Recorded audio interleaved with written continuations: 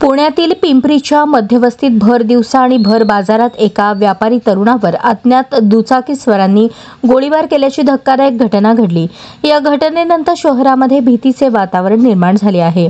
या गोळीबारात व्यापारी तरुणाच्या पायाला गोळी लागली असून उपचारादरम्यान त्याचा मृत्यू झाला। पोलिसांनी घटनास्थळी दाखल होऊन तपास सुरू केला आहे। पिंपरी कॅम्प मार्केट परिसरात दुपारी 20 वर्षीय व्यापारी भावेश कंकरानी याच्यावर अज्ञात व्यक्तीने गोळीबार केला। हल्लेखोराने बाईकवर येत त्याच्या दुकानासमोरच त्याच्यावर थेट गोळ्या झाडल्या। या हल्ल्यात कंकरानी याच्या पायाला गोळी लागली असून त्यांना तात्काळ पिंपरीतील खासगी रुग्णालयात दाखल करण्यात आले, पण उपचारादरम्यान मृत्यू झाला। गोळीबारानंतर हल्लेखोराने भावेश यांच्या गळ्यातील सोन्याचे दागिने पळवले असेही प्राथमिक माहितीत स्पष्ट झाले आहे। हल्लेखोराचा उद्देश फक्त चोरीचा होता की इतर कुठला याचा तपास सुरू आहे। गोळीबाराची माहिती मिळताच पिंपरी पोलीस ठाण्याचे अधिकारी आणि गुन्हे शाखेचे पथक घटनास्थळी दाखल झाले।